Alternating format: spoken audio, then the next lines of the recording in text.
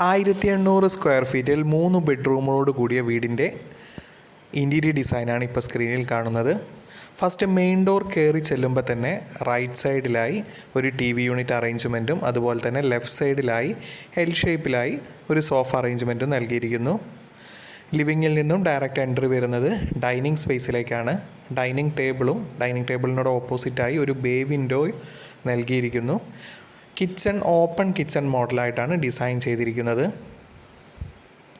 ഫ്രിഡ്ജിൻ്റെ പൊസിഷനും അതുപോലെ തന്നെ zinc, stove, ഹുഡെല്ലാം നൽകിയിട്ടുണ്ട്. സീലിങ്ങിൽ മെയിൻ സ്ലാബിൽ തന്നെ സ്പോട്ട് ലൈറ്റ് നൽകാവുന്ന തരത്തിലാണ് ഡിസൈൻ ചെയ്തിരിക്കുന്നത്. വുഡൻ കളറിൽ കാണുന്നത് മാത്രമാണ് ജിപ്സം വർക്ക് നൽകിയിരിക്കുന്നത്.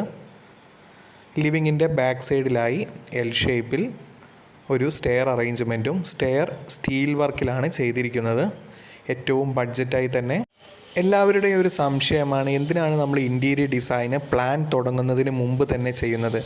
പ്ലാൻ തുടങ്ങിക്കഴിഞ്ഞ് പ്ലാൻ ചെയ്തതിന് ശേഷം ഇൻറ്റീരിയർ ഡിസൈൻ ചെയ്യുമ്പോൾ ഇതുപോലെ മോഷൻ വീഡിയോ കാണുമ്പോൾ നമുക്ക് എന്തെങ്കിലും ചേഞ്ചസോ കാര്യങ്ങളോ എന്തെങ്കിലും ആഡ് ചെയ്യാനോ പ്ലാനിലുള്ള ചേഞ്ചസോ കാര്യങ്ങളോ ചെയ്യാൻ സാധിക്കും.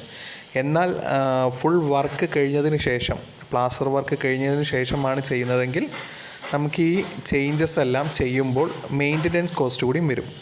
ഇപ്പോൾ ഈ ഒരു വീടിൻ്റെ സീലിങ്ങിൽ മൊത്തം മെയിൻ സ്ലാബിൽ തന്നെയാണ് സ്പോട്ട് ലൈറ്റ് നൽകിയിരിക്കുന്നത്. ആ വുഡൻ കളറിൽ കാണുന്ന പോർഷൻസ് മാത്രമാണ്.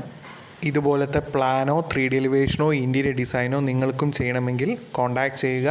ഡിസ്ക്രിപ്ഷൻ ബോക്സിൽ ഫോൺ നമ്പർ നൽകിയിരിക്കുന്നു. ഏറ്റവും മിതമായ നിരക്കിൽ തന്നെ ചെയ്തു തരുന്നതാണ്. ഒരു പ്ലാൻ വരഞ്ഞതിന് ശേഷം കൺഫേം ആയതിനു ശേഷം തന്നെ 3D എലിവേഷനും ഇൻറ്റീരിയർ ഡിസൈനും ചെയ്യുന്നതിലൂടെ നമ്മളുടെ കൺസെപ്റ്റിലുള്ള വർക്ക് എന്തായാലും ഇംപ്ലിമെൻറ്റ് ചെയ്യാവുന്നതാണ്.